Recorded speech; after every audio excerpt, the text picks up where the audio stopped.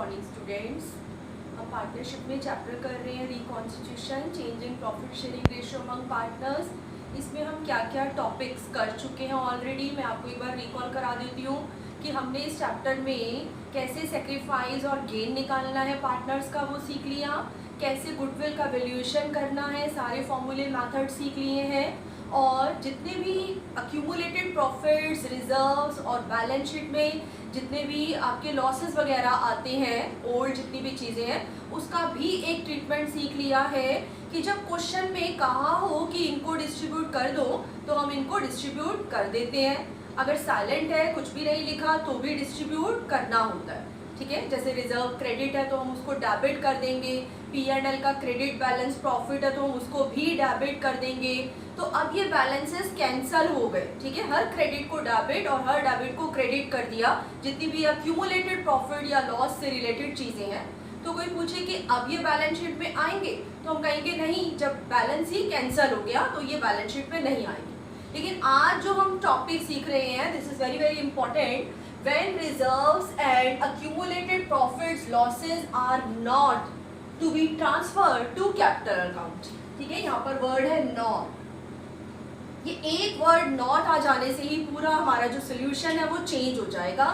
इसलिए बच्चों बहुत ध्यान से सुनना है, अंडरस्टैंड करना है और क्वेश्चन की वर्डिंग को प्लीज बहुत ध्यान से समझना है और बुक में भी आपको अंडरलाइन करते जाना है मेन पॉइंट्स, कि जब ये नॉट वर्ड आ जाए, अगर ये नॉट नहीं होता तो आपको एंट्री आती है। ठीक है, आप करते थे reserve debit to partners capital. हमने सीखा था कि ओल्ड आइटम्स जितनी भी है वो ओल्ड पार्टनर्स की ओल्ड रेशियो में डिस्ट्रीब्यूट होती है। बट अगर क्वेश्चन में ऐसी वर्डिंग लिखी हुई आ जाए कि रिजर्व्स को, प्रॉफिट्स को या कोई भी डेबिट बैलेंस लॉस है जिसको कैपिटल में या करंट में ट्रांसफर नहीं करना चाहते, नॉट वर्ड दे दें, या और क्या क्या क्लू हो सकते हैं जब हमको ये वाला मेथड अडॉप्ट करना है, तो तब लिखा होता है they do not want to distribute. इन सब चीजों को डिस्ट्रीब्यूट नहीं करना और यू कैन से डिस्टर्ब भी नहीं करना। ठीक है, इनको बिना अफेक्ट किए अंदर ही अंदर ट्रीटमेंट करना है। या और क्या आ सकता है, ऐसा लिखा जाए without affecting their book values. Reserve profit, इनकी जो बुक में वैल्यू है वो एज इट इज रहे। अगर वो चाहते हैं कि बुक वैल्यू को भी डिस्टर्ब या डिस्ट्रीब्यूट नहीं करना तो भी हमें यही मेथड करना है। या फिर लिखा हुआ आ जाए पास अ सिंगल एंट्री। इन सारी चीजों के बारे में एक ही एंट्री आपसे मांगी हो, आपसे अलग अलग जर्नल एंट्रीज पास करने के लिए नहीं कहा, सिंगल या एडजस्टमेंट एंट्री लिख दें। तो बच्चों ये सारे क्लूज है, ये मैंने क्लूज लिखे हैं। नॉर्मली क्वेश्चन में ये आएंगे, कभी ये वर्डिंग्स आ गई, कभी ये वर्डिंग्स, कभी ये वर्डिंग्स या फिर ये वर्डिंग्स। अभी हम देखते हैं कैसे अलग अलग टाइप के क्वेश्चंस में हमें क्या क्या क्लू दिए हैं जब हमको नॉट वाला मेथड जो है अडॉप्ट करना है। तो आज हम 28 तक ऑलरेडी हम कर चुके हैं। आज हम पेज नंबर 3.31 से स्टार्ट कर रहे हैं, इलस्ट्रेशन नंबर 29। तो प्लीज जब भी आप सुने, साथ में आपकी बुक जरूर ओपन हो, सो दैट आप मेन पॉइंट्स आप इसको मार्क कर सकें। इलस्ट्रेशन 29 कर रहे हैं हम। क्वेश्चन देखिए क्या है, ए और बी पार्टनर्स है, 4:3 की रेशो है। आप लिखेंगे partners A and B, old ratio is given in the question 4:3। इन्हीं पार्टनर्स की रेशियो भी चेंज हो सकती है तो भी रिकॉन्स्टिट्यूशन है। कोई एडमिशन हो जाए, न्यू पार्टनर एडमिट हो जाए या कोई पहले वाला चला जाए, रिटायरमेंट हो जाए, सभी रिकॉन्स्टिट्यूशन में आते हैं। और जब जब रिकॉन्स्टिट्यूशन होता है तब तक प्रॉफिट शेयरिंग रेशियो चेंज होती है, एग्रीमेंट ओल्ड जो है वो एंड हो जाता है और न्यू एग्रीमेंट स्टार्ट हो जाता है। तो यहाँ पर जब ये दो पार्टनर्स ही बिजनेस कर रहे थे तो इनकी बैलेंस शीट में पुराना 31 मार्च 16 को एक जनरल रिजर्व जिसका क्रेडिट बैलेंस होता है बच्चों, बैलेंस शीट में लायबिलिटी में आता है, ये पहले से ही था 35,000 का। ठीक है, अब इनकी पार्टनरशिप फॉर्म में एक न्यू पार्टनर एडमिट होता है, सेवक। मैं यहाँ लिख देती हूँ सेवक। ठीक है, जब भी कोई न्यू पार्टनर एडमिट होगा तो इनके बीच में जो एग्जिस्टिंग रेशियो है वो चेंज होगी ही होगी ऑब्वियसली। मान लीजिए जो प्रॉफिट है दो पार्टनर्स में पहले डिस्ट्रीब्यूट होता था ए में और बी में, अब जब 3 हो जाएंगे तो सबके हिस्से में ऑब्वियसली जो है पहले से कम कम प्रॉफिट आएगा। तो अब पार्टनर्स को हमने 2 नहीं 3 पार्ट्स में डिवाइड करना है। तो जो न्यू पार्टनर एडमिट होता है इसका तो गेन ही गेन है, ठीक है, इसको कभी भी सेक्रीफाइस नहीं करना पड़ेगा। जो न्यू आ रहा है उसको तो प्रॉफिट में से शेयर मिलेगा, न्यू पार्टनर का ऑलवेज गेन होता है। और इस न्यू पार्टनर के लिए ओल्ड पार्टनर्स को सेक्रीफाइस या सरेंडर करना पड़ सकता है, नॉर्मली ये सेक्रीफाइस करते हैं, ठीक है। बाकी क्वेश्चन में हम देखेंगे कि क्या वाकई इनका सेक्रीफाइस हो रहा है। तो जब सेवक आया हमें तीनों पार्टनर्स की रेशियो बच्चों गिवन है 5:3:2, यानी सेवक जो है 2/10 शेयर के लिए आया। तो आपने सीखा हुआ इस पूरे चैप्टर में आपको फॉर्मूला क्या यूज करना है, old ratio minus new ratio, वही फॉर्मूला हम यहाँ पर यूज करेंगे, ओल्ड माइनस न्यू। तो आपको ए का बी का जो भी सेक्रीफाइस है या गेन है वो निकालना है। और जहां तक बात है सेवक की, क्योंकि ये न्यू पार्टनर एडमिट हुआ है तो इसका तो गेन ही गेन है 2/10 का, फिर भी आप करना चाहें तो ओल्ड, इसका कुछ था ही नहीं 0, ठीक है, पहले से पार्टनर ही नहीं था, अभी इसने ज्वाइन किया और ये 2/10 शेयर के लिए आया। तो देखो हम ओल्ड माइनस न्यू करते हैं तो नेगेटिव चला जाता है, ठीक है। और आपको बताया था कि नेगेटिव का मतलब गेन है, ओल्ड माइनस न्यू करके क्या आता है, सेक्रीफाइस आता है। लेकिन जब आपका आंसर माइनस में आए, बेशक आप माइनस का साइन ना लगाएं, बट आपको गेन लिखना बहुत ज्यादा जरूरी है। तो सेवक का गेन है और देखते हैं कि ए और बी का क्या निकल रहा है। सेक्रीफाइस भी हो सकता है बच्चों, 0 भी हो सकता है और इसमें इनमें से किसी एक का गेन भी हो सकता है, डिपेंड्स ऑन क्वेश्चन। तो जब हम इनका ओल्ड शेयर में से न्यू शेयर माइनस करेंगे तो जैसे कि आप देख सकते हो कि ए का करेंगे 4/7 माइनस 5/10, तो ए का 5/70 का सेक्रीफाइस आ रहा है। ऐसे ही बच्चों बी का भी कर लेंगे 3/7 माइनस 3/10, ठीक है, इसका आएगा आपका 9/70। और हर क्वेश्चन में आपको बताया हुआ है कि जितना टोटल सेक्रीफाइस होता है उतना ही टोटल गेन होता है, ठीक है। ए का भी सेक्रीफाइस आ रहा है और बी का भी सेक्रीफाइस आ रहा है। तो आप इसको चेक कर सकते हैं कि क्या ए और बी का सेक्रीफाइस सेवक के गेन के बराबर है, ठीक है। तो आप करके देख लेना, 5/70 प्लस 9/70 14/70 जो कि 2/10 ही होता है, यानी इस सब में हम वेरीफाई कर सकते हैं कि gain is equivalent to sacrifice. तो जब वर्ड लिखा हो not to be transfer to capital तो हमें क्या करना है, मेन हमारा टॉपिक यही है। बट इस सब में आपसे 2 केसेस में आंसर्स मांगे हैं, जर्नल एंट्रीज बनानी है। पहला केस बहुत अच्छे से बच्चों आपको आता है, हमने लास्ट क्लास में सीखा था, when they want to transfer, clearly लिख दिया कि वो जनरल रिजर्व को ट्रांसफर करना चाहते हैं, ठीक है, साइलेंट हो तो भी आपको ट्रांसफर करना होता है। तो जनरल रिजर्व को ट्रांसफर करना है तो जनरल रिजर्व का क्रेडिट बैलेंस जो है इसको हम उठा के क्या कर देंगे, डेबिट कर देंगे, ठीक है। जब ट्रांसफर करना है तो रिजर्व का बैलेंस कैंसिल करना होगा, जैसे ही आपने क्रेडिट से डेबिट किया तो क्या ये बैलेंस शीट में आएगा, इस केस में नहीं आएगा, क्योंकि ये जितने भी ओल्ड पार्टनर्स थे ए और बी उनकी ओल्ड रेशियो में डिस्ट्रीब्यूट होगा, ठीक है, ओल्ड रेशियो में। तो केस 1 में आपको न्यू रेशियो का या इसके डिफरेंस का कोई यूज नहीं करना, किसका यूज करना है, ओल्ड रेशियो का, बिकॉज हमने सीखा है कि ओल्ड चीजें ओल्ड पार्टनर्स की ओल्ड रेशियो में डिस्ट्रीब्यूट होती है। तो हम 35,000 को डिस्ट्रीब्यूट कर देंगे इनकी रेशियो 4:3, यानी कि 4/7 और 3/7, तो 20,000 इसको और 15,000 इसको मिल जाएगा। ये तो था बच्चों ओल्ड केस। अब आज जो हमारा मेन पॉइंट है हम सीख रहे हैं सेकेंड केस, इस पर आते हैं। When they don't want to transfer general reserve in their capital account, but इसकी बजाय क्या प्रेफर करना चाहते हैं, एडजस्टमेंट एंट्री, रिजर्व को ट्रांसफर नहीं करना, यानी रिजर्व को भूल के भी आपने क्रेडिट से डेबिट नहीं करना है, ठीक है, बट अंदर ही अंदर ट्रीटमेंट तो करना है। कैपिटल की कैपिटल में एडजस्टिंग एंट्री पास करनी है और हमेशा गेनिंग टू सेक्रीफाइसिंग पार्टनर होगा, ठीक है।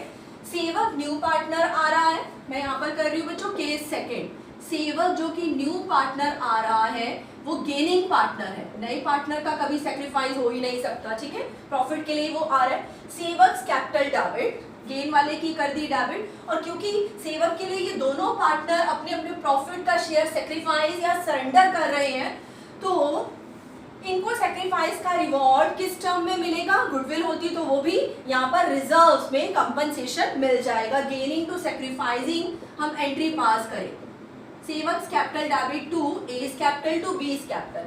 अब ये जो रिजर्व का हमारा पूरा अमाउंट था 35,000, ठीक है, इस केस में तो पूरा ही डिस्ट्रीब्यूट किया था, लेकिन यहाँ पर सेवक जब रिजर्व में से शेयर देगा तो अपने गेन के प्रपोर्शन में देगा, तो आपको 35,000 में सेवक का जो गेन का शेयर है 2/10 बच्चों वो निकालना है, तो वो आपका आएगा 7,000, ठीक है, यानी सेवक की कैपिटल में से डेबिट करना है, निकालने है 7,000, और ए को मिल जाएंगे 35,000 का 5/70 जिसका अमाउंट आएगा 2,500। ऐसे ही बी को भी जनरल रिजर्व में अपने सेक्रीफाइस के इक्विवेलेंट यानी 9/70 पार्ट मिलेगा जो कि आएगा 45, ठीक है। एंट्री में नरेशन जरूर लिखनी है आपको, being adjustment of general reserve, ठीक है, या amount of general reserve transfer to partners capital account according to their gain and sacrifice. तो जैसा आप कह लो गुडविल का ट्रीटमेंट करते थे, यहाँ पर हमने सेम वैसा जनरल रिजर्व का ट्रीटमेंट किया। गुडविल के बारे में तो और कोई पॉइंट अभी तक आपको नहीं बताया, सिर्फ आपको यही सीखना है कि गुडविल का हमेशा ही गेनिंग टू सेक्रीफाइसिंग होता है। तो जब जनरल रिजर्व के बारे में नॉट वर्ड आ जाए या भी जो मैंने क्लूज दिए थे वो उनमें से कोई भी पॉइंट आ जाए, ठीक है, तो आपको ऐसी एडजस्टिंग एंट्री कैपिटल की कैपिटल में पास करनी है, गेनिंग टू सेक्रीफाइस। नेक्स्ट हम पर आते हैं इलस्ट्रेशन नंबर 30।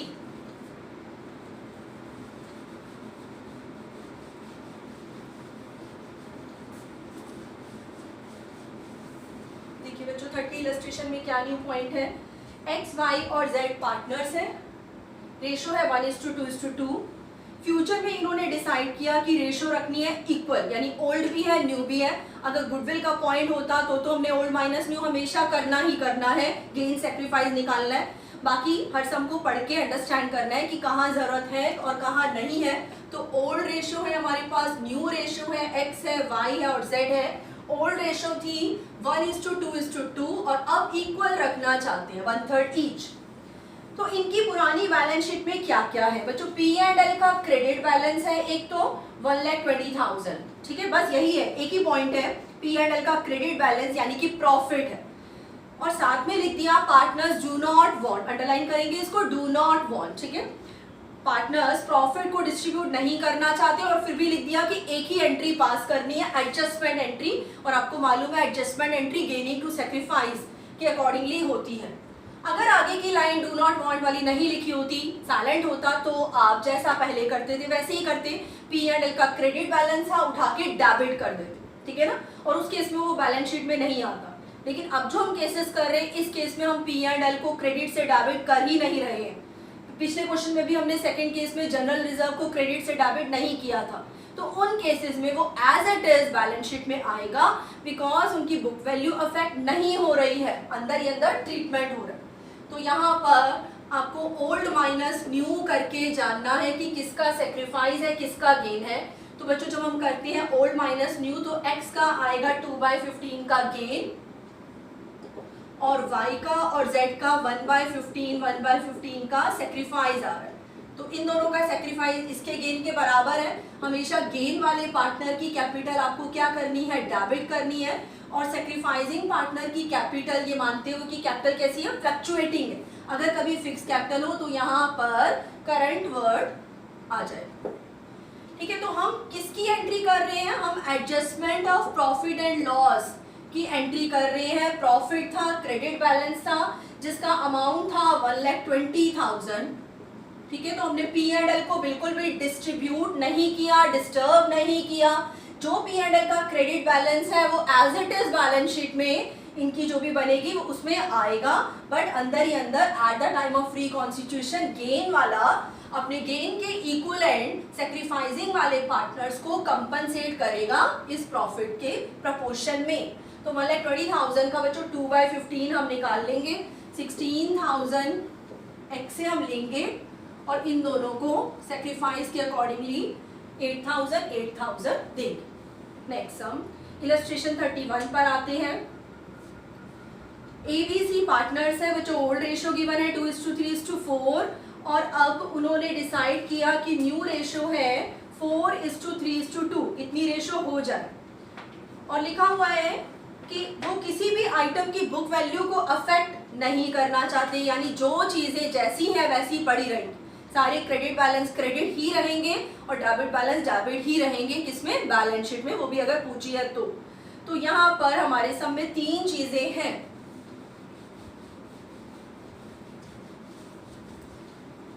31 इलस्ट्रेशन की बात कर रहे हैं हम, क्या क्या 3 चीजें हैं बच्चों। एक है जनरल रिजर्व जिसका अमाउंट है 40,000, लायबिलिटी में क्रेडिट में होता है ये। एक है प्रॉफिट एंड लॉस, अगर नहीं बताया तो ये प्रॉफिट है, क्रेडिट बैलेंस मानना है आपको, डेबिट के लिए डेबिट वर्ड या लॉस वर्ड इंडिकेटेड होगा, तो ये प्रॉफिट है 20,000। और एडवर्टीजमेंट सस्पेंस जो कि आपको बताया था कि बैलेंस शीट में ये एसेट साइड पर आता है बिकॉज ये हमारा लॉस है जिसको हमने धीरे धीरे राइट ऑफ करना होता है, पर इसको at the time of reconstitution यहाँ पर हमें एडजस्ट भी करना है। एडवर्टीजमेंट सस्पेंस अकाउंट, एग्रीमेंट नया चेंज करने से पहले इसको भी खत्म करना है, इसका अमाउंट है 15,000। अगर बच्चों ये भी पहले वाले टॉपिक जैसा ही होता, हमें लिख दिया जाता पास नेसेसरी जर्नल एंट्री, तो आप इसकी कितनी एंट्रीज बनाते, आप इसकी 3 एंट्री बनाते, ठीक है, या आप इन दोनों को कंबाइन भी कर सकते थे, general reserve debit, P&L debit to old partners ABC, ठीक है, और एडवर्टीजमेंट सस्पेंस की करते हैं आप ABC debit to advertisement suspense, और ये सारे बैलेंस खत्म हो जाते हैं, ये क्रेडिट से डेबिट और ये डेबिट से क्रेडिट कैंसल हो जाता है, ठीक है। लेकिन आपको इतनी सारी एंट्रीज करनी ही नहीं है, क्वेश्चन में क्या बोला है, सिंगल जर्नल एंट्री करो, चाहे क्रेडिट बैलेंस हो या फिर डेबिट बैलेंस हो, आपको सिंगल एक ही एंट्री मांगी है और इनकी बुक वैल्यू को भी अफेक्ट नहीं करना। ये क्रेडिट है तो क्रेडिट में ही रहेगा, ये भी क्रेडिट है क्रेडिट में रहेगा, और ये डेबिट होता है डेबिट में ही रहेगा। तो हमें क्या करना है, इन सब का टोटल करना है, ठीक है, नेट इफेक्ट निकालेंगे बिकॉज आप ये 2 प्लस की आइटम है, 60,000 में से 15,000 ये आपका नेगेटिव है, डेबिट बैलेंस है, तो माइनस करेंगे, ये आपका 45,000 नेट इफेक्ट। इसमें आपको गेन और सेक्रीफाइस के प्रोपोर्शंस निकालने हैं। गेन सेक्रीफाइस आपको आता है A का, B का और C का, आपको गेन और सेक्रीफाइस निकालना है, फॉर्मूला हमेशा जरूर लिखना है, ओल्ड माइनस न्यू। जब आप A का करते हैं बच्चों तो 2/9 का गेन आया, जब आपने B का किया तो B की जो ओल्ड रेशो है 3/9 वही न्यू भी है 3/9, तो B को कुछ भी अफेक्ट नहीं हो रहा, उसका 0 आ रहा है, इसलिए उसको एंट्री में भी बीच में नहीं लाना, ना तो B की कैपिटल क्रेडिट होगी और ना ही डेबिट होगी। और C का जब आप ओल्ड माइनस न्यू करते हैं तो ऑब्वियसली इतना सेक्रीफाइस आएगा, यानी कि C का सेक्रीफाइस A के गेन के बराबर है, तो A गेनिंग पार्टनर की कैपिटल डेबिट कर दी जाएगी और C सेक्रीफाइस वाला जो पार्टनर है उसकी कैपिटल क्रेडिट कर दी जाएगी। तो इस पूरे टॉपिक में आपको हमेशा गेनिंग टू सेक्रीफाइस करना है और नरेशन भी जरूर लिखनी है कि हमने ये तीनों चीजें एडजस्ट करी हैं, ठीक है, adjustment of general reserve, profit and advertisement suspense according to their gain and sacrifice. तो 45,000 ये आपका बहुत मेन है। ये जो नेट इफेक्ट आया है इसका आपको 2/9 करना है जो कि आएगा 10,000, ठीक है, पूरे नहीं दे देने, गेन के बराबर ये देगा और C को भी अपने सेक्रीफाइस के बराबर ही इन चीजों में से हिस्सा मिलेगा। नेक्स्ट 32 इलस्ट्रेशन पर आते हैं। हर सम को अंडरस्टैंड करना जरूरी है, हर सम में कोई न्यू पॉइंट होता है। 32 में देखते हैं ABCD बच्चों 4 पार्टनर्स हैं, इनकी ओल्ड रेशो थी 2:1 और अब रेशो हो गई है 4:3:2:1 और इनकी फॉर्म में गुडविल पहले से ही वैल्यूड करके दे दी है 1,80,000, ठीक है। तो गुडविल के बारे में इस चैप्टर में आपने एक ट्रीटमेंट सीखा हुआ है कि गेनिंग टू सेक्रीफाइस करना है, ठीक है। तो गुडविल आई है एक, तो जिसका और कोई मेथड नहीं है, अभी आपको गेनिंग टू सेक्रीफाइस करना है। और दूसरी चीज क्या आई है, रिजर्व 60,000, गुडविल का अमाउंट है 1,80,000 और रिजर्व का अमाउंट है 60,000। और क्योंकि 4 पार्टनर है, ए है, बी है, सी है और डी है, और हमने हमेशा old ratio minus new ratio का फॉर्मूला यूज करना है। तो जब आप ओल्ड माइनस न्यू करते हैं तो 2/30 का ए को बच्चों गेन आएगा, ये बहुत इजी है, आप निकाल ही लेंगे। ऐसे ही बी का जब आप करेंगे तो 1/30 का सेक्रीफाइस आया। सी का जब आपने किया तो 1/30 का गेन आया, और जब आप डी का करेंगे ओल्ड माइनस न्यू तो 2/30 का सेक्रीफाइस आया। आप चेक कर सकते हैं कि जो टोटल सेक्रीफाइस है वो टोटल गेन के बराबर है, यानी कि ए और सी का जो गेन है वो बी और डी के सेक्रीफाइस के बराबर होगा ही होगा। ठीक है, ए और सी हमारे गेनिंग पार्टनर हैं और बी और डी हमारे सेक्रीफाइसिंग पार्टनर। तो ये दोनों गेनिंग पार्टनर इन दोनों सेक्रीफाइसिंग पार्टनर को इन चीजों में से अपने गेन के इक्विवेलेंट पार्ट देंगे। ठीक है, गुडविल का तो गेनिंग टू सेक्रीफाइस होता ही होता है। अब हम बात करेंगे रिजर्व की। ठीक है, इसके बारे में बच्चों ध्यान से पढ़ना है, एक वर्ड भी आपका क्वेश्चन चेंज कर सकता है। मान लीजिए रिजर्व के बारे में कुछ भी ना लिखा हो तो आपने रिजर्व को डिस्ट्रीब्यूट करना है। ठीक है, इस केस में आपकी 2 एंट्रीज बनती जर्नल एंट्री, एक तो गुडविल की आप करते गेनिंग टू सेक्रीफाइसिंग, और दूसरी रिजर्व के बारे में अगर साइलेंट होता तो आप करते reserve debit to old partners A B C D in which ratio old ratio. But हमारे यहाँ इस क्वेश्चन में क्या दिया हुआ है, वो कह रहे हैं एक तो सेक्रीफाइस और गेनिंग रेशियो निकालो, वो हमने निकाल ली है। जर्नल एंट्री, ठीक है, एंट्री इधर से भी हमें एक इंडिकेशन मिल रहा है कि एक ही एंट्री मांग रहे हैं वो, और साथ में लिख भी दिया assuming that partners do not want to distribute the reserve। तो आप प्लीज इसको अंडरलाइन कर लेना। ठीक है, हम 32 इलस्ट्रेशन की बात कर रहे हैं, इसमें लास्ट लाइन में लिखा हुआ है दे डू नॉट, रिजर्व को भी डिस्ट्रीब्यूट नहीं करना, इसकी बुक वैल्यू को अफेक्ट नहीं करना, इसको डिस्टर्ब नहीं करना। ये क्रेडिट है तो क्रेडिट ही पड़ा रहे, इसको उठा के डेबिट नहीं करना। जनरल रिजर्व क्रेडिट है, बैलेंस शीट में एज इट इज जाएगा। ठीक है, और गुडविल का आपको पता है ये गेनिंग टू सेक्रीफाइस करना है। रिजर्व के बारे में भी नॉट वर्ड लिख दिया तो जैसा गुडविल का ट्रीटमेंट है सेम रिजर्व का भी वैसा ट्रीटमेंट है। इसके लिए भी गेनिंग टू सेक्रीफाइस, इसके लिए भी गेनिंग टू सेक्रीफाइस, तो हम दोनों का क्या कर देंगे, टोटल कर देंगे। ठीक है, बिकॉज सेम ट्रीटमेंट है, तो दोनों का जो टोटल आएगा 2,40,000 आपको एक ही एंट्री करनी है, ये नहीं कि हम इसकी अलग एंट्री इसकी अलग एंट्री पास करेंगे। नेट इफेक्ट जो भी निकला 2,40,000। अब गेन वाले पार्टनर्स जो कि थे हमारे ए और C, A is capital debit, C is capital debit, ये दोनों गेन वाले पार्टनर हैं, और सेक्रीफाइस वाले हैं हमारे बच्चों B is capital and D is capital. तो 2,40,000 में ए 2/30 के इक्विवेलेंट पार्ट जो कि आएगा 16,000 ये देगा, ये 8,000 देगा, सी सॉरी 8,000। ऐसे ही बी को अपने सेक्रीफाइस के बराबर 130, 2,40,000 का कितना करेंगे, 130 करेंगे, उतना ही अपने सेक्रीफाइस के बराबर रिवॉर्ड या कंपनसेशन मिलेगा, और इसको 16,000 मिलेगा। तो आपने एक ही सिंगल एंट्री पास करनी है बिकॉज दोनों का ट्रीटमेंट सेम है, इसके लिए भी गेनिंग टू सेक्रीफाइस, इसके लिए भी, तो हम कंबाइंड एंट्री पास करेंगे और नरेशन में जरूर लिखेंगे adjustment of goodwill and reserve among partners according to their gain and sacrifice।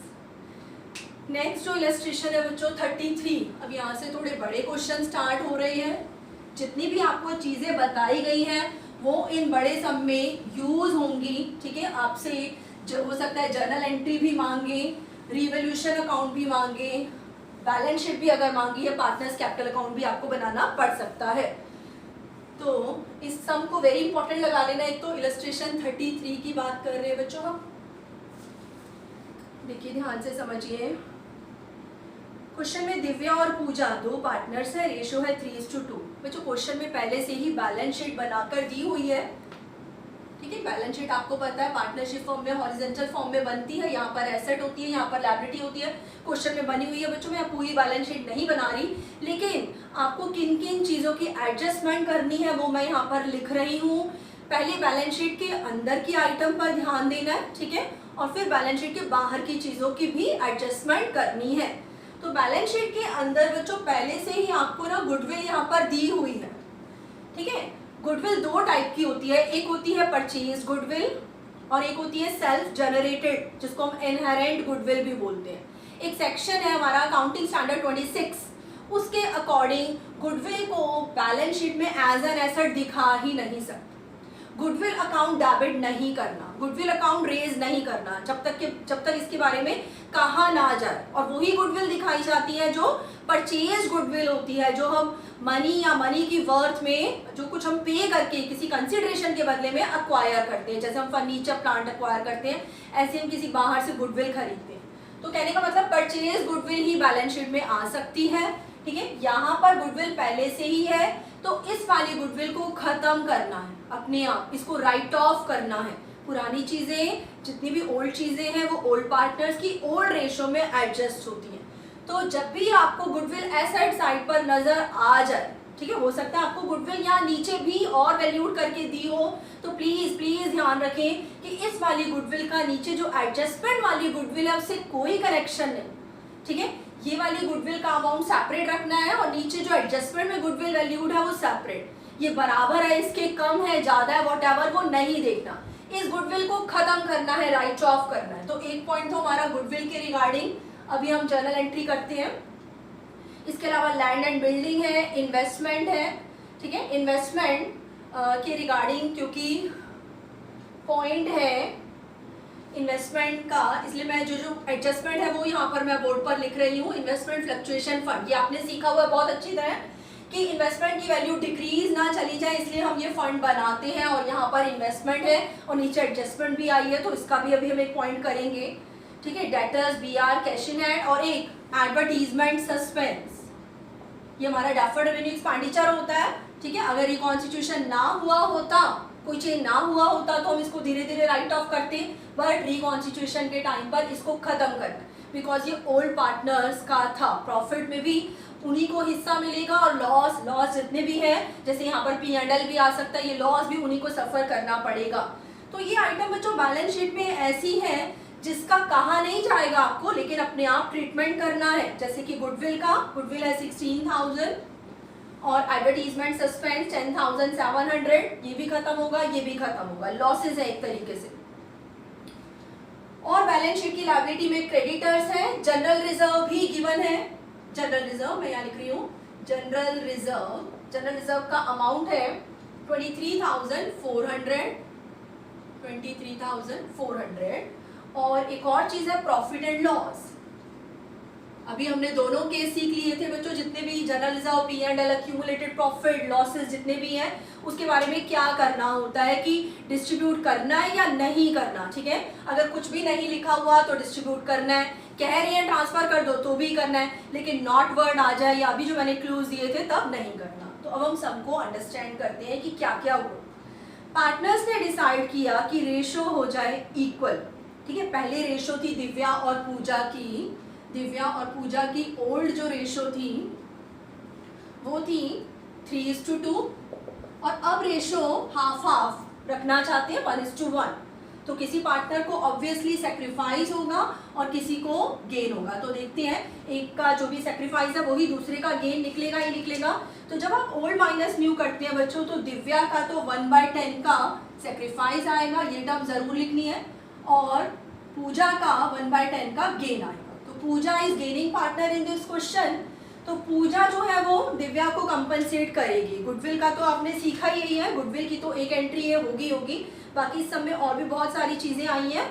ABC investment की वैल्यू 60,000 हो गई, गुडविल 24,000 है, और जनरल रिजर्व के बारे में नॉट वर्ड लिख दिया, please underline not. They do not want to distribute the reserve. इसको तो डिस्ट्रीब्यूट नहीं करना, ये एज इट इज पड़ा रहेगा। लेकिन P&L, इसके बारे में तो कुछ कहा ही नहीं क्वेश्चन में, तो मीन्स इसको ट्रांसफर कर दो, इसको डिस्ट्रीब्यूट कर दो, यानी इसकी बुक वैल्यू को अफेक्ट कर दो। ठीक है, तो P&L को हमने डिस्ट्रीब्यूट करना है, इसका अलग पॉइंट है, इसका अलग पॉइंट है। तो बहुत सारी चीजें आपको माइंड में रखते हुए क्वेश्चन करना है। और मांगा क्या है, जर्नल एंट्रीज मांगी है। ठीक है, और उसके बाद सेकेंड इसका जो पार्ट है उसमें रिवाइज बैलेंस शीट भी मांगी है आपसे। और रिवाइज बैलेंस शीट में बच्चों कैपिटल में भी चेंजेस होता है, इसलिए हमें वर्किंग नोट में पार्टनर्स कैपिटल अकाउंट बनाना पड़ेगा, क्योंकि बैलेंस शीट से पहले बनता है partners capital account. But question में वो नहीं मांगा तो आप उसको वर्किंग नोट में बनाएंगे। तो चलिए पहले जर्नल एंट्रीज में आपको समझा देती हूँ क्या क्या होंगी। सबसे पहले हम इस पर ध्यान देंगे, पहले अंदर की चीजें फिर बाहर की। सबसे पहले ये जो गुडविल नजर आ गई है, अपीयर गुडविल है, ये गुडविल एग्जिस्ट कर रही है, यहाँ गुडविल का डेबिट बैलेंस है, ये गुडविल एसेट थी, हमने इसको हमेशा के लिए खत्म कर देना है, उसके बाद हम गुडविल का कोई भी जो ट्रीटमेंट है वो करेंगे। अपीयर गुडविल ओल्ड पार्टनर्स की ओल्ड रेशियो में राइट ऑफ होती है, तो राइट ऑफ का मतलब एक एसेट का खत्म हो जाना जो कि लॉस है, और लॉस से पार्टनर की कैपिटल डेबिट होगी। तो हमारी फर्स्ट एंट्री है Divya's capital debit, Pooja's capital debit, और ये जो गुडविल जिसका डेबिट बैलेंस था इसको हम क्रेडिट कर देंगे, ये खत्म हो गई है। अब कोई पूछे बैलेंस शीट में आएगी, नहीं आएगी, ठीक है, तो गुडविल नहीं आएगी। 16,000 इस ओल्ड गुडविल को ओल्ड पार्टनर्स की old ratio, goodwill right of new ratio में नहीं करनी है, ठीक है, ओल्ड रेशियो में goodwill right of return of करनी है, खत्म करना है। नरेशन में ये वर्ड्स आने चाहिए। तो गुडविल को बच्चों जब आप राइट ऑफ करेंगे तो ये अमाउंट आएंगे 90,600, 6,400। अब हम नेक्स्ट एंट्री पर आते हैं। सेकंड एंट्री में आपके सामने कर रही हूँ। अभी हमने गुडविल की कर ली, पहले इधर की कर लेते हैं, फिर इधर की कर लेंगे। एडवर्टीजमेंट सस्पेंस, जिसका डेबिट बैलेंस है, जो कि हमारा लॉस था, इसके बारे में भी कुछ नहीं कहा, तो आपने पार्टनर्स में इसका अमाउंट ट्रांसफर करना है। पार्टनर की कैपिटल क्या हो जाएगी, डेबिट हो जाएगी। तो दिव्या और पूजा इन दोनों पार्टनर की कैपिटल डेबिट, और to advertisement suspense, advertisement suspense का कितना बैलेंस था, 10,700, तो ये भी ओल्ड बैलेंस था, ओल्ड पार्टनर्स की ओल्ड रेशियो 3:2 में, इसको भी हमने खत्म कर देना है। ये अमाउंट आएगा 6,420 और 4,280, ठीक है, इधर का काम हो गया हमारा। अब इन दोनों से ही पार्टनर की कैपिटल डेबिट होंगी बिकॉज लॉसेज है और ओल्ड रेशियो में करना है। अब यहाँ के पॉइंट्स पर आते हैं, लायबिलिटी साइड पे क्या क्या पॉइंट है, और एडजस्टमेंट का भी प्लीज जरूर ध्यान रखना है। थर्ड एंट्री कर रहे हैं हम जनरल रिजर्व। तो क्वेश्चन में एक बार देख लेते हैं कि जनरल रिजर्व के बारे में क्या कहा था। जनरल रिजर्व का लिखा हुआ है नॉट टू बी डिस्ट्रीब्यूटेड, ठीक है, और गुडविल का भी यही होता है गेनिंग टू सेक्रीफाइस, और रिजर्व का भी नॉट आ जाए तो गेनिंग टू सेक्रीफाइस। तो बजाय इन दोनों की हम अलग अलग दो एंट्रीज पास करें, इसको हम कंबाइन कर सकते हैं। तो मैं यहाँ पर गुडविल ये वाली नहीं, इसको हम राइट ऑफ कर चुके हैं। गुडविल जो नीचे दी हुई थी न्यू वैल्यूड गुडविल है, और जनरल रिजर्व, गुडविल का तो होता ही गेनिंग टू सेक्रीफाइस है, रिजर्व के बारे में भी नॉट वर्ड लिखा है, तो आपने ये वाली एंट्री नहीं करनी, general reserve debit to Divya Pooja, ठीक है, आपने इसको और इसको दोनों को ऐड कर देना है। गुडविल नीचे वैल्यूड करके दी हुई है बच्चों 24,000, इसका इस वाली गुडविल के साथ कोई कनेक्शन नहीं है, बस इसको आपने राइट ऑफ करना है। अब इस गुडविल में जनरल रिजर्व का अमाउंट 23,400 जो है प्लस कर देंगे। गेन सेक्रीफाइस हमने निकाला हुआ था। पूजा जो है इस क्वेश्चन में हमारी गेनिंग पार्टनर है, तो पूजा गेनिंग पार्टनर से इन दोनों चीजों में शेयर हम लेंगे और दिव्या को देंगे, ठीक है। तो इन दोनों का जो भी टोटल आएगा उसका 1/10 यहाँ पर लिख देना बच्चों। तो हमारा गुडविल और जनरल रिजर्व दोनों हो गया। अब हम लास्ट पॉइंट पर आते हैं, इन्वेस्टमेंट। ये भी आपको अच्छे से आता है। इन्वेस्टमेंट देखिए क्वेश्चन में गिवन है 66,000, इसकी वैल्यू अप भी हो सकती है, बढ़ भी सकती है और डाउन भी हो सकती है। और हमारे इस क्वेश्चन में इन्वेस्टमेंट की वैल्यू जो नीचे गिवन है वो हो गई है 60,000 मार्केट प्राइस। जब एसेट का रिवोल्यूशन करवाया गया तो पता चला इन्वेस्टमेंट की वैल्यू घट गई है और आज ये 60,000 पे पहुंच गई है। इसके लिए हम पहले से ही सिक्योर थे, हमने फंड बनाया हुआ था इन्वेस्टमेंट में कमी के लिए 12,600, ठीक है। तो यहाँ पर इन्वेस्टमेंट फ्लक्चुएशन रिजर्व बोल दो या फंड बोल दो, एक ही बात है। इन्वेस्टमेंट फ्लक्चुएशन रिजर्व, इसका बैलेंस ज्यादा है, और जो हमारी इन्वेस्टमेंट में चेंज हुआ है, डिक्रीज हुआ है, डिक्रीज इन इन्वेस्टमेंट, वो है कम। इन्वेस्टमेंट 66,000 से आज 60,000 पे हो गई है, तो कितनी कमी हुई, 6,000 की, और फंड है हमारा ज्यादा, तो आसानी से इसमें से कवर हो सकता है, बल्कि उसके बाद भी बचेगा जो कि ओल्ड पार्टनर्स की ओल्ड रेशियो में डिस्ट्रीब्यूट करना है। जब कुछ ना कहा जाए तो ओल्ड रेशियो में हमने डिस्ट्रीब्यूट करना है। और आपको बताया हुआ था कि कोई भी केस क्यों ना आ जाए, इन्वेस्टमेंट फ्लक्चुएशन रिजर्व जितने से क्रेडिट है उतने से डेबिट तो होके रहेगा। इन्वेस्टमेंट की वैल्यू बढ़ानी हो तो इन्वेस्टमेंट डेबिट करनी है, यहाँ पर हमको कम करनी है इन्वेस्टमेंट की वैल्यू, टू इन्वेस्टमेंट लिखेंगे। और ये जो इसका डिफरेंस है 6600 जो बचेगा इसमें, इसको हमने दिव्या और पूजा की ओल्ड रेशियो 3:2 में डिस्ट्रीब्यूट करना है। अब ये तो हुई हमारी एंट्रीज। इसके बाद बच्चों बैलेंस शीट भी पूछी है, प्लीज इस क्वेश्चन की आइटम्स को ध्यान में रखना, नहीं तो आगे के सब अंडरस्टैंड करने में बहुत मुश्किल हो जाएगी। बैलेंस शीट बिना पार्टनर्स कैपिटल अकाउंट बनाए नहीं बन सकती है। पार्टनर्स कैपिटल अकाउंट आपने फर्स्ट चैप्टर फंडामेंटल्स में सीखा हुआ है। दिव्या और पूजा दो पार्टनर्स हैं, इनकी कैपिटल कैसी है, फ्लक्चुएटिंग है, ठीक है। जब फिक्स्ड हो तो ही करंट की नीड होती है।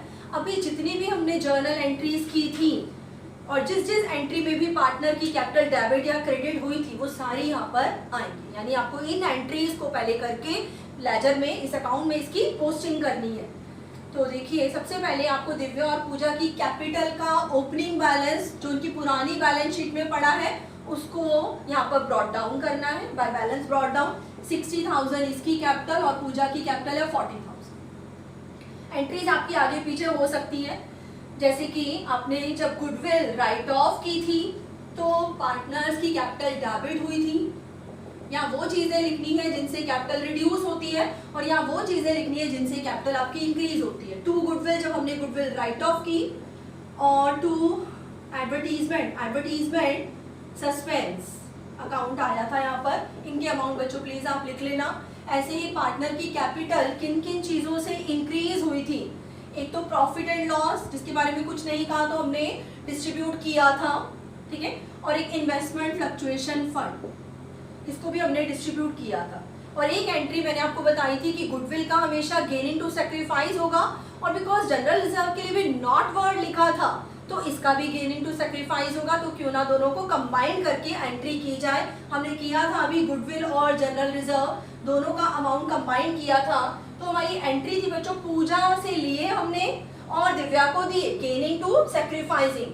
तो इस एंट्री की पोस्टिंग प्लीज ध्यान से समझिए, पहले मैं एंट्री लिख देती हूँ।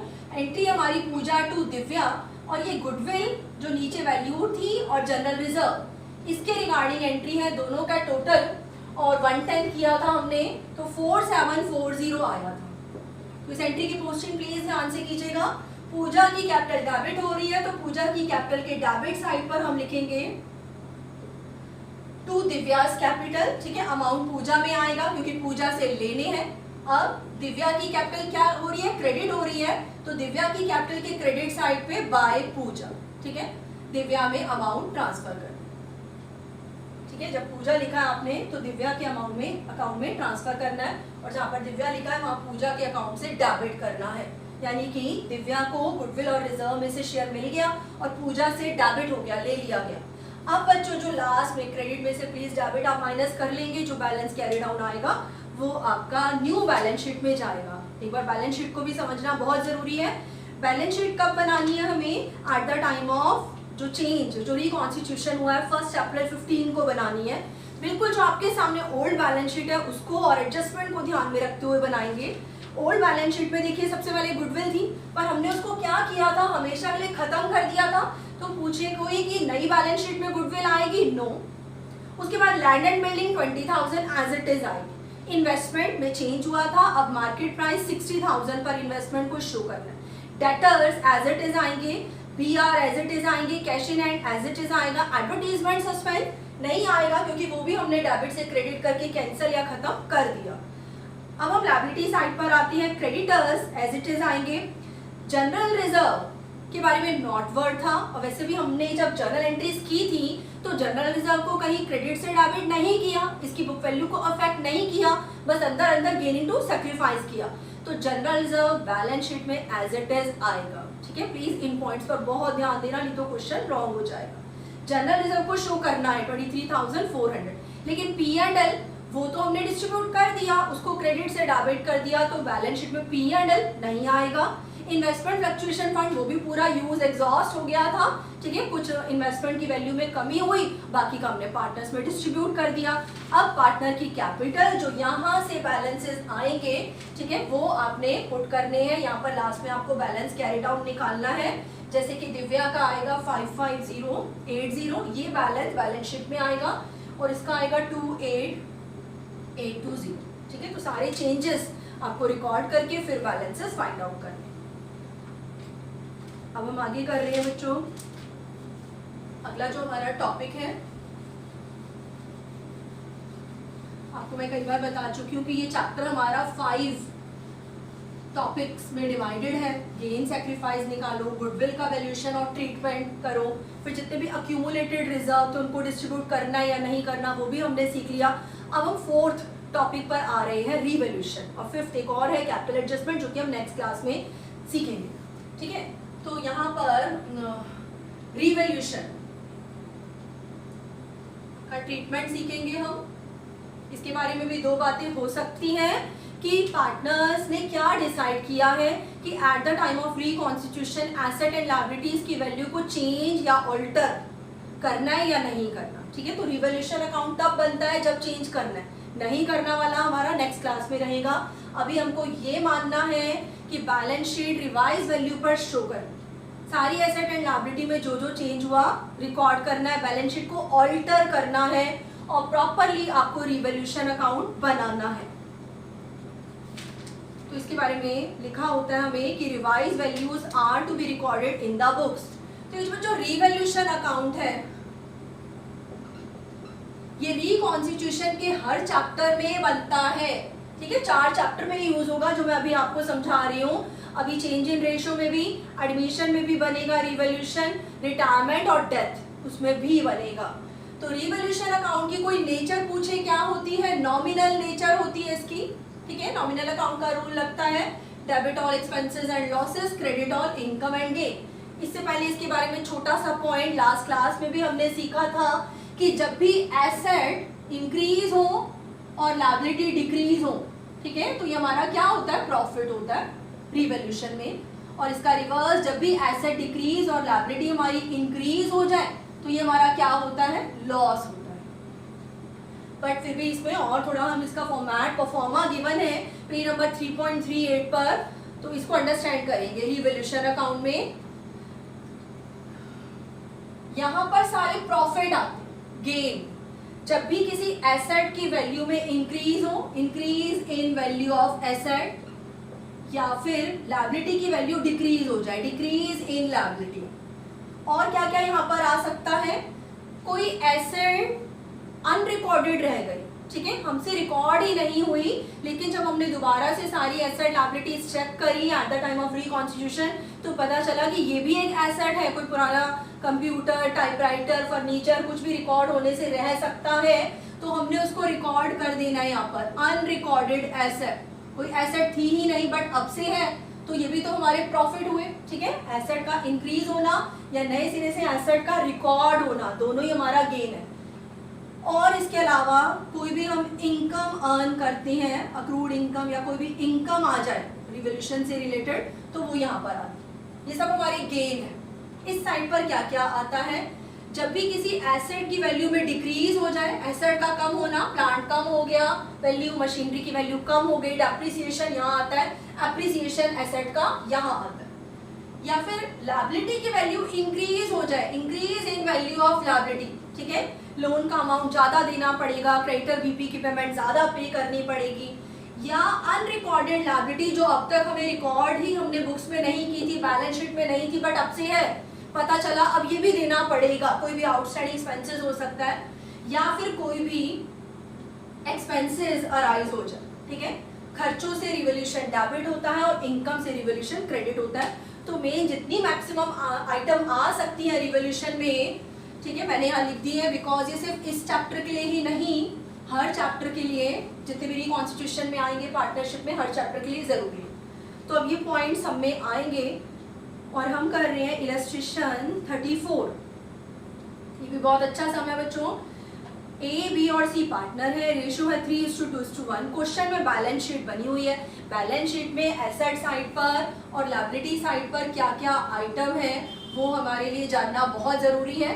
एसेट साइड पर फिलहाल कुछ भी प्रॉब्लम नहीं है, फिक्स एसेट, करंट एसेट है, कैपिटल गिवन है, एबीसी की रिजर्व फंड जिसके बारे में आपको देखना है कि डिस्ट्रीब्यूट करना है या नहीं करना, अभी हम पढ़ेंगे। रिजर्व फंड गिवन है, क्रेडिटर्स गिवन है और एम्प्लॉइज प्रोविडेंट फंड। बच्चों हर फंड डिस्ट्रीब्यूट नहीं होता, क्या क्या डिस्ट्रीब्यूट होते हैं वो चीजें आपने सीखी हुई है। रिजर्व आ जाए, जनरल रिजर्व आ जाए, कंटिजेंसी रिजर्व आ जाए, वर्कमैन कंपनसेशन रिजर्व आ जाए या इन्वेस्टमेंट फ्लक्चुएशन रिजर्व आ जाए, ये चीजें तो डिस्ट्रीब्यूट करनी है। एम्प्लॉइज प्रोविडेंट फंड ये किसका है, एम्प्लॉय का है, और हम ऑनर है, पार्टनर्स है। पार्टनर्स अपने एम्प्लॉय का पीएफ का पैसा कैसे बांट सकते हैं, ये तो एम्प्लॉय को हमने देना है ना लॉन्ग टर्म में। तो यहाँ पर एम्प्लॉइज प्रोविडेंट फंड लायबिलिटी है, ये लायबिलिटी होती है एक्सटर्नल, ठीक है, एम्प्लॉइज को भी एक्सटर्नल यूजर में काउंट करना है, तो it is our outside liability और you can say external liability. इसको कभी भी डिस्ट्रीब्यूट नहीं करना, जैसे क्रेडिटर होते हैं देना है हमको बाहर वालों को, ऐसे एम्प्लॉइज का प्रोविडेंट फंड या कुछ भी उनका इंश्योरेंस का, सोशल सिक्योरिटी स्कीम, पेंशन आ जाए तो ये देना, इसको भूलकर भी प्लीज आप नहीं बांटेंगे।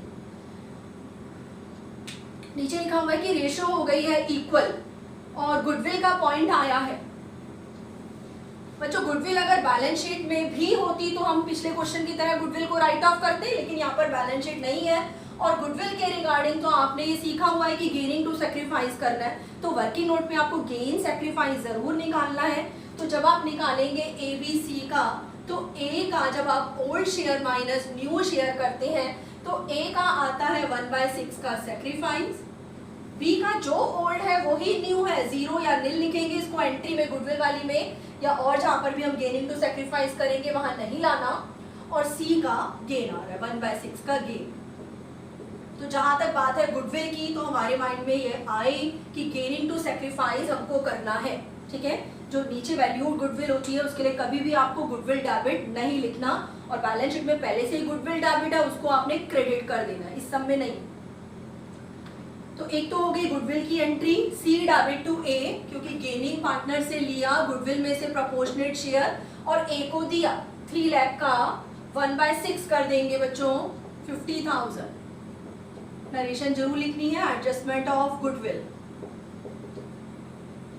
इसके बाद फिक्स एसेट्स डेप्रिशिएट हो रही है 10% से, एक्सपेंसेस हमें पे करने हैं, वर पे कर दिए गए थे for getting the value of fix assets certified. Fix assets की वैल्यू में जो भी चेंज हुआ है इसके रिगार्डिंग हमने कुछ खर्चे पे किए हैं। और बच्चों यहाँ कैपिटल एडजस्टमेंट का भी एक पॉइंट आया है, पर क्वेश्चन में आपसे सिर्फ जर्नल एंट्रीज मांगी है, जो मांगा है उसको तो हम सामने दिखाएंगे ही दिखाएंगे, सारी जर्नल एंट्रीज दिखानी है, ठीक है। लेकिन आपको यहाँ पर वर्किंग नोट में रिवोल्यूशन अकाउंट और पार्टनर्स कैपिटल अकाउंट, ये 2 चीजें बनानी है जो मैं आपको यहाँ पर अभी सिखा रही हूँ, रिवोल्यूशन अकाउंट और पार्टनर्स कैपिटल अकाउंट। क्योंकि मेन अब से जो सम स्टार्ट है उनमें मेन होगा हमारा रिवोल्यूशन अकाउंट, अभी जिसका मैंने आपको परफॉर्मा भी समझाया था। चाहे एक ही आइटम क्यों ना हो, आप वर्किंग नोट में प्लीज इसको जरूर बनाएं।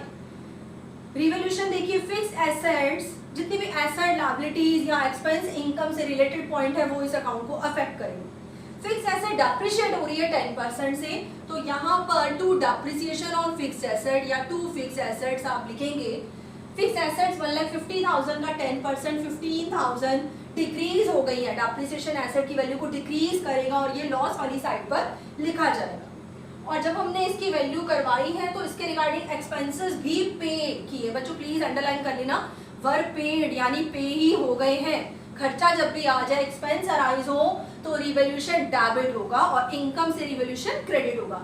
तो एक्सपेंसेस के रिगार्डिंग हमारी एंट्री है रिवोल्यूशन डेबिट टू बैंक। तो जितनी भी एंट्रीज बन रही है ये आपको जर्नल में पुट करनी है। इसकी एंट्री थी revaluation debit to fixed asset, इसकी एंट्री है रिवोल्यूशन डेबिट टू बैंक। वो आपकी मर्जी है कि पहले एंट्री करके फिर अकाउंट बनाएं, या आप पहले वर्किंग नोट में अकाउंट भी बना सकते हैं, बिकॉज अकाउंट बहुत ज्यादा मेन है हमारे लिए। तो एक्सपेंसेस कितने अराइज हुए थे, सॉरी 3,000। अब इनकम से रिलेटेड कोई आइटम है ही नहीं, कोई एसेट इंक्रीज नहीं हुई, ना ही कोई लायबिलिटी डिक्रीज हुई है, ना ही कोई इनकम यहाँ जनरेट हुई है, तो ये सारा का सारा क्या है, लॉस है। एक चीज बच्चों मैं बताना भूल गई थी कि ये क्रेडिट साइड होती है, ये डेबिट साइड होती है। आपको डिफरेंस करना है, जब भी क्रेडिट साइड एक्सीड हो डेबिट साइड से तो हमारा रिवोल्यूशन में प्रॉफिट निकलेगा, ठीक है। ये साइड एक्सीड है यहाँ पर, तो डिफरेंस यहाँ पुट करना है शॉर्टर साइड पे, इधर हमेशा प्रॉफिट लिखा जाएगा। और अगर रिवर्स हो जाए, डेबिट साइड एक्सीड हो जाए क्रेडिट साइड से, तो हमारा लॉस निकलेगा। तो रिवोल्यूशन का आंसर निकाल के इसको भी हमने ओल्ड पार्टनर्स की ओल्ड रेशो में डिस्ट्रीब्यूट करना है। तो यहाँ पर क्रेडिट में कुछ है ही नहीं, देखिए तो ये सारा का सारा एंटायर अमाउंट 18,000 हमारा लॉस है।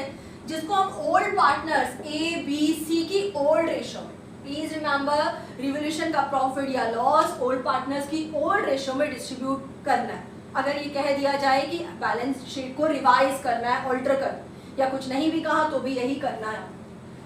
तो 18,000 की लॉस की आप यहाँ पर एंट्री पास करेंगे, जर्नल में भी यहाँ से एंट्री उठा लेना, ABC is capital debit to revolution. उसके बाद बच्चों एंट्रीज में हमारा लायबिलिटी साइड पर, बैलेंस शीट में देखिए लायबिलिटी साइड पर चेक करना है कि कुछ रह तो नहीं गया। एम्प्लॉइज प्रोविडेंट फंड मैंने बता दिया था कि इसको डिस्ट्रीब्यूट नहीं करना, ये लायबिलिटी की तरह होता है। अगर इसमें भी कोई चेंज हो रहा होता, बढ़ रहा है तो ये यहाँ आता, और कम हो रहा है तो प्रॉफिट होता यहाँ आ जाता, बट फिलहाल कुछ नहीं है। रिजर्व फंड, इस पर आते हैं। नीचे एडजस्टमेंट में कहीं पर भी रिजर्व फंड के बारे में कुछ बोला ही नहीं कि इसको डिस्ट्रीब्यूट करना है या नहीं करना, तो हम क्या करेंगे, डिस्ट्रीब्यूट कर देंगे, ट्रांसफर कर देंगे।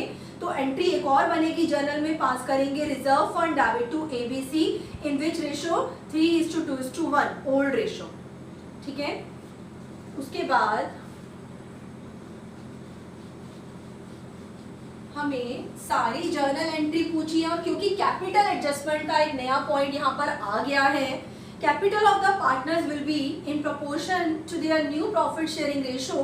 For this purpose current account will be open. Fourth point में कैपिटल एडजस्टमेंट है, जो इससे पहले आपने किसी भी सम में नहीं सीखी है। इससे पहले आपने जर्नल एंट्री कर देनी है, रिवोल्यूशन अकाउंट बना देना है, लेकिन पार्टनर्स कैपिटल अकाउंट बनाना बहुत जरूरी है। उसमें कैपिटल एडजस्टमेंट होगी जिसके रिगार्डिंग कुछ एंट्रीज जर्नल में और जाएंगी। तो अभी हमारा जर्नल कंप्लीट नहीं हुआ है, तो वहां पर हमें जर्नल के लिए स्पेस छोड़ना होगा। अब हम बना रहे हैं पार्टनर्स कैपिटल अकाउंट। कैपिटल कुछ नहीं कहा तो कैसी है, फ्लक्चुएटिंग ही है। 3 पार्टनर है हमारे, A, B और C।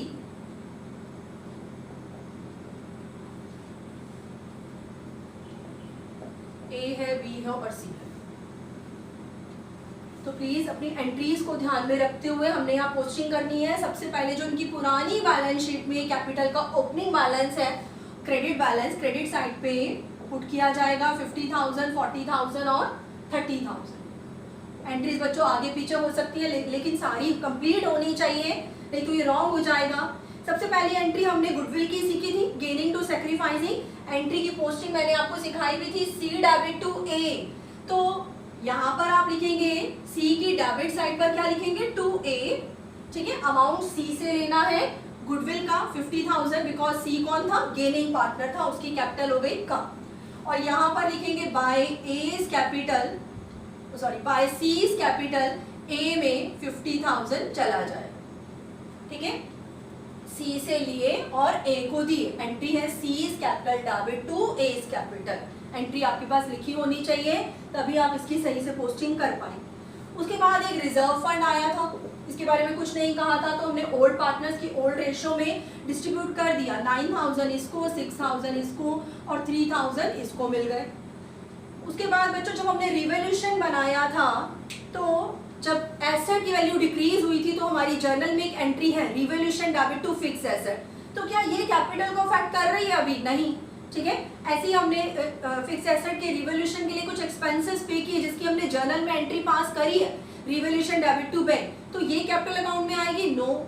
लेकिन जब हमने इन दोनों का टोटल किया और लॉस आ गया था, एंट्री थी हमारी ABC's capital debit to revolution, ठीक है। प्रॉफिट है तो यहाँ आता है बाय रिवोल्यूशन, और अगर लॉस है तो यहाँ पर आएगा। रिवोल्यूशन का जो हमारा लॉस है, ओल्ड पार्टनर्स की ओल्ड रेशो में ही डिस्ट्रीब्यूट करना है, 9,000, 6,000 और 3,000। बहुत इंपॉर्टेंट है, बिकॉज इसको बनाए बगैर आपको क्वेश्चन में जो कैपिटल एडजस्टमेंट कैसे की है वो समझ नहीं आएगा। प्लीज इसको आप वर्किंग नोट में जरूर बना लें। हाँ जी, तो यहाँ पर इतना हो गया, हमने सारी एंट्रीज की पोस्टिंग कर दी है। अब हम इनके नॉर्मल में जो बैलेंसेस निकालेंगे, इस क्रेडिट में से डेबिट का टोटल आपको माइनस करना है। तो A का जैसे कि आप देख सकते हैं कि यहाँ पर टोटल आएगा 1,09,000।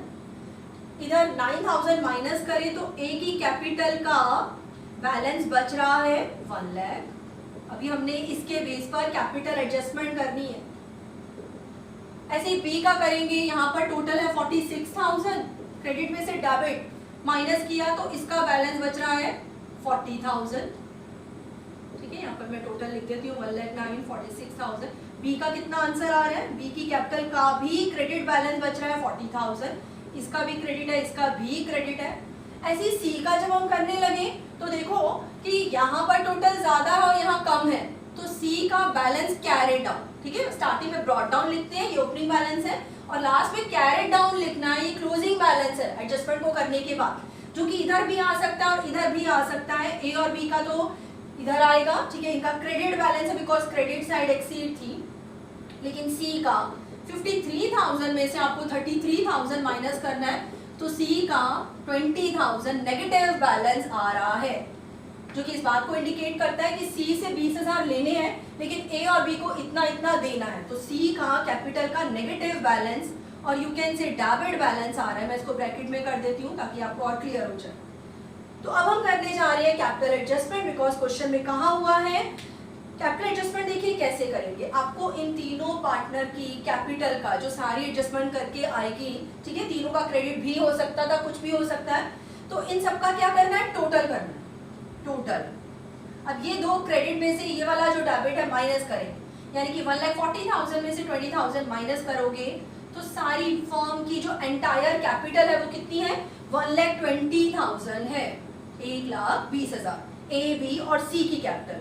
और कैपिटल एडजस्टमेंट न्यू रेशियो में होती है, लिखा भी हुआ है capital of the partner will be in proportion to their new ratio.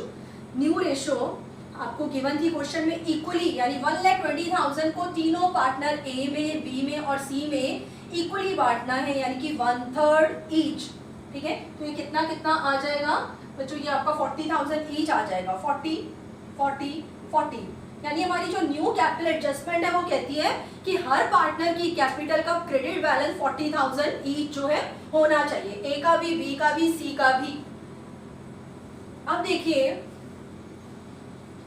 कितनी कैपिटल हमें चाहिए ही चाहिए, बैलेंस कैरी डाउन में 40 इसका होना चाहिए, 40,000 इसका होना चाहिए और 40,000 इसका होना चाहिए। और एडजस्टमेंट के लिए करंट अकाउंट खोलना है, ऐसा क्वेश्चन में कहा हुआ है कि अगर किसी पार्टनर की कैपिटल कम हो रही है, ठीक है, कम पड़ रही है फर्म में, तो उससे हम मंगवाते हैं, पर कैश में ना मंगवा के टेम्परेरी उसका करंट अकाउंट डेबिट कर दिया जाएगा, जो कि इस बात को इंडिकेट करेगा कि ये पैसे हमने उससे ले लिए। ऐसे ही किसी पार्टनर की कैपिटल मान लीजिए ज्यादा हो गई है तो हमने उसको लौटाने, ठीक है, वापस रिटर्न करना है। रिटर्न करते हैं तो हम टू बैंक लिखते हैं, पर टू बैंक ना करके उसका टू करंट अकाउंट लिखना है। टू करंट का मतलब क्रेडिट, यानी कि पार्टनर ने ये फर्म ने ये पार्टनर को पैसा लौटाना है, लायबिलिटी है। तो सभी की कैपिटल 40 40 40 होनी चाहिए। अब आपको कंपैरिजन करना है कि ए की कैपिटल जो कि 1 लाख थी पर होनी कितनी चाहिए? 40,000। तो हम ए के करंट अकाउंट में 60,000 ट्रांसफर कर देंगे, बिकॉज उसकी कैपिटल ज्यादा थी, 1 लाख लगी हुई है और न्यू कैपिटल एडजस्टमेंट कहती है कि 40,000 ही होनी चाहिए, तो उसके तो बहुत ज्यादा है 60,000। अब उसको रिटर्न ना करके उसके करंट अकाउंट में डालेंगे, तो यहाँ से एक जर्नल में एंट्री बनती है, ठीक है। इसलिए मैं बोल रही थी कि कैपिटल अकाउंट पहले बनेगा यहाँ पर और फिर जर्नल में 2 एंट्रीज इस एडजस्टमेंट के अकॉर्डिंगली जाएंगी। तो आपकी एंट्री क्या बनी? A's capital account debit to A's current account 60,000, ठीक है, जर्नल में है। नरेशन भी आप जरूर लिखेंगे कि excess balance of A's capital adjusted towards his current account. उसको अभी नहीं लौटाए, लेकिन 1 साल के अंदर अंदर करंट है, यानी 1 साल के अंदर अंदर हम उसको रिटर्न कर देंगे। अब हम बी पर आते हैं। बी की कैपिटल कितनी आ रही थी बच्चों? बी की कैपिटल का बैलेंस आ रहा था 40,000, ठीक है, यहाँ पर हमने किया भी था। और कैपिटल एडजस्टमेंट के अकॉर्डिंग कितनी होनी चाहिए? 40। तो ना तो बी से मंगवाने हैं ना ही बी को लौटाने, बी का कुछ भी करंट अकाउंट का बैलेंस नहीं रहेगा, ना डेबिट ना क्रेडिट। अब हम आते हैं सी पर। सी के करंट अकाउंट का, सॉरी, सी की कैपिटल का बैलेंस जो चल रहा था 20,000 डेबिट बैलेंस चल रहा था, यहाँ पर आ रहा था नेगेटिव। लेकिन कैपिटल एडजस्टमेंट, इसको और इसको देखिए प्लीज। सी की कैपिटल का क्रेडिट बैलेंस 40,000 होना चाहिए, पर क्रेडिट नहीं, उल्टा नेगेटिव डेबिट था उसका, 20,000 माइनस में था, पर उसकी कैपिटल कितनी होनी चाहिए? 40,000। तो वो कितने पैसे और लेकर आएगा? अगर हम मंगवाते उससे तो 40 + 20 60 मंगवाते, 60,000 वो लाएगा, ताकि उसके कैपिटल में ये 20 नेगेटिव जो है ये खत्म हो जाए और 40 बचे। ठीक है, पर हमने यहाँ मंगवाना नहीं है, उसके करंट अकाउंट से डेबिट कर लेना है। करंट अकाउंट डेबिट का मतलब ये 1 साल के अंदर अंदर अपना जो एरियर अमाउंट है इसको पे कर देगा। तो सी से आपने 60,000 मंगवाने। तो ये जो लास्ट एंट्री है हमारी ये है C's current account debit to C's capital, उसकी कैपिटल बढ़ जाएगी 60,000 से। नेक्स्ट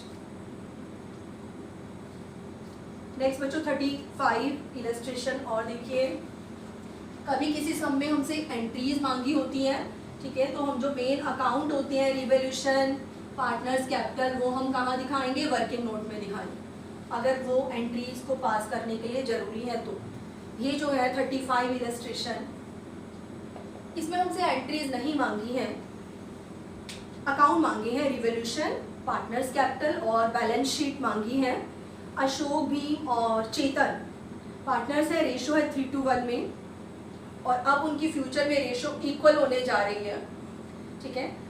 गुडविल नीचे वैल्यूड करके दी हुई है, ऊपर गुडविल नहीं है इसलिए राइट ऑफ नहीं होगी। गुडविल के बारे में आपको एक ही एंट्री बताई हुई है, गेनिंग टू सेक्रीफाइसिंग, वो आप कर लेंगे। चेतन का गेन है और अशोक का सेक्रीफाइस है, तो इस एंट्री की पोस्टिंग आप पार्टनर्स कैपिटल में कर लेंगे। Chetan capital account debit to Ashok capital goodwill के रिगार्डिंग। मैं आपको मेनली रिवोल्यूशन अकाउंट समझा रही हूँ यहाँ पर।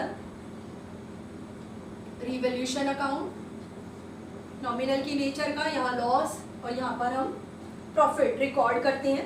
सेकेंड पॉइंट देखिए, लैंड रीवैल्यूड हुई है एट, यानी कि इसका मार्केट प्राइस है, आज इसकी वैल्यू 1,60,000 है। जब एट लिखा हो तो आपको ऊपर वाले अमाउंट और नीचे वाले अमाउंट का सीधे से डिफरेंस करना है। पहले तो थी लैंड 1 लाख की, आज हो गई है 1,60,000 की, तो लैंड की वैल्यू अप्रिशिएट हो रही है 60,000 से। ये हमारा प्रॉफिट है, गेन है, इसलिए रिवोल्यूशन में क्रेडिट में जाएगा। और इसी के साथ लिखा हुआ है बिल्डिंग 6% से अप्रिशिएट हो रही है, तो बिल्डिंग की वैल्यू को डिक्रीज करना है, ठीक है, लॉस है यहाँ पर आएगा। बिल्डिंग 1 लाख का 6%, 6,000 बच्चों लॉस हो रहा है। क्रेडिटर्स थर्ड पॉइंट, सेकेंड और थर्ड पॉइंट इस सम में जो है ये रिवोल्यूशन से रिलेटेड है, ठीक है, और आपने पहले रिवोल्यूशन अकाउंट बनाना है, फिर पार्टनर्स कैपिटल और फिर अपनी रिवाइज बैलेंस शीट बनानी है। एंट्रीज इस सम में नहीं मांगी है। तो रिवोल्यूशन से रिलेटेड एक पॉइंट और है third, creditors 12,000 were not likely to be claimed and hence be written off. 12,000 के क्रेडिटर्स ऐसे हैं जो कि पैसा मांगेंगे ही नहीं, क्लेम नहीं करेंगे, तो क्रेडिटर हमारे बच गए, कह लो ये पैसा हमारा सेव हो गया, इनको इन फ्यूचर हमको पेमेंट नहीं करना पड़ेगा। तो क्रेडिटर का अमाउंट कम हो रहा है यहाँ पर, और लायबिलिटी का कम होना इज अवर गेन। तो बस हम इसका टोटल करेंगे, credit side is exceed than debit side. Credit side के टोटल 72,000 में से इसको माइनस करेंगे जब आप बच्चों, तो 66,000 आपका क्या आता है, प्रॉफिट आता है। यहाँ पर आपको लिखना है प्रॉफिट ऑन रिवोल्यूशन, और इसका यहीं पर ही डिस्ट्रीब्यूशन भी दिखाना है, किसमें, ओल्ड पार्टनर्स में, ओल्ड रेशो में, अशोक, भीम और चेतन। मेनली आज की क्लास में हमारा जो न्यू पॉइंट था वो यही है कि रिवोल्यूशन का ट्रीटमेंट कैसे करना है। अकाउंट बना के आपको ओल्ड पार्टनर्स की ओल्ड रेशो में इसका प्रॉफिट या लॉस जो है डिस्ट्रीब्यूट करना है। और जब हम प्रॉपरली रिवोल्यूशन अकाउंट बनाते हैं, एंट्रीज में रिवोल्यूशन वर्ड डेबिट या क्रेडिट होके आता है, तो बैलेंस शीट में भी चेंजेस होते हैं, पुरानी एज इट इज नहीं रह जाएगी, बैलेंस शीट रिवाइज वैल्यू पर बनेगी, जो इसके बाद में अभी आपको बता रही हूँ। तो ये हमारा रिवोल्यूशन 66,000 का प्रॉफिट इनकी ओल्ड रेशो में डिस्ट्रीब्यूट हो जाएगा, 33,000, 22,000 एंड 11,000। अब हमसे पूछा है पार्टनर्स कैपिटल अकाउंट। अभी इससे पहले भी हमने सीख लिया था बच्चों, जिसमें आप जनरल रिजर्व की और एक गुडविल वाली एंट्री की पोस्टिंग करेंगे, और एक रिवोल्यूशन का ये जो प्रॉफिट आया था, लास्ट में क्लोजिंग बैलेंस नॉर्मल निकाल लेंगे। कैपिटल एडजस्टमेंट इस सब में है ही नहीं, तो मेनली बैलेंस शीट के मैं मेन पॉइंट्स बता रही हूँ आपको। बैलेंस शीट में सबसे पहले देखिए लैंड, ओल्ड बैलेंस शीट में, ओल्ड बैलेंस शीट को देखते हुए न्यू बनानी है ताकि हमारी कोई भी आइटम स्किप ना हो जाए। सबसे पहले थी लैंड, अगर लैंड की वैल्यू में कोई चेंज नहीं हुआ तो हम वही लिख देंगे एज इट इज, और चेंज हुआ है तो चेंज को रिकॉर्ड करना है क्योंकि हमने रिवोल्यूशन किया है। लैंड की वैल्यू 1,60,000 दिखा। उसके बाद हम आते हैं बिल्डिंग, जो कि 1 लाख की थी, लेकिन 1 लाख को हमने 6% से डेप्रिशिएट भी किया था, तो 1 लाख माइनस 6,000। अब बिल्डिंग की जो रिवाइज्ड वैल्यू है, ये हम बैलेंस शीट कैसी बना रहे हैं, रिवाइज्ड, जिसमें सारे चेंजेस या ऑल्टरेशन कर दी गई, ठीक है, पहले जैसी नहीं रखनी। उसके बाद प्लांट में कोई चेंज नहीं हुआ एज इट इज, स्टॉक में कोई चेंज नहीं हुआ एज इट इज, डेटर में कोई चेंज नहीं हुआ एज इट इज 60,000। ऐसी बैंक में भी कोई चेंज नहीं हुआ, ना पैसा आया था कहीं से ना गया है, तो बैंक भी एज इट इज 10,000 दिखाना। अब हम लायबिलिटी साइड की आइटम पर आते हैं। लायबिलिटी साइड में एक हमको गिवन है क्रेडिटर्स, जिसके बारे में एक पॉइंट आया था कि 12,000 के क्रेडिटर कुछ भी अपना पैसा मांगेंगे नहीं, तो क्रेडिटर हो गए कम, तो 1 लाख माइनस 12,000 आपको 88,000 पर क्रेडिटर्स शो करने हैं। उसके बाद बीपी में कोई चेंज नहीं था, एज इट इज दिखा देंगे 40,000। अब हम बात करेंगे जनरल रिजर्व 60,000, जिसके बारे में कुछ भी नहीं कहा था क्वेश्चन में, ठीक है। तो हमने क्या किया, उसको डिस्ट्रीब्यूट या पार्टनर्स की कैपिटल में ट्रांसफर कर दिया था, तभी पार्टनर्स कैपिटल में यहाँ बाय जनरल रिजर्व भी आया था। तो जनरल रिजर्व को आपने उठा के क्रेडिट से डेबिट कर दिया, तो कोई पूछे यहाँ जनरल रिजर्व आएगा, नहीं आएगा, ठीक है। उसके बाद पार्टनर की कैपिटल जो हमने कैपिटल अकाउंट बनाकर निकाली थी, जो भी रिवाइज कैपिटल है, अशोक की 3,13,000, भीम की आएगी 1,42,000 और चेतन की आएगी 21,000। तो बच्चों इस तरीके से आपको सम जो है करने हैं। आई थिंक इतने पॉइंट्स मैंने जो बता दिए हैं, अब आप यहाँ पर 36 तक की इलस्ट्रेशन आसानी से कर सकते हैं।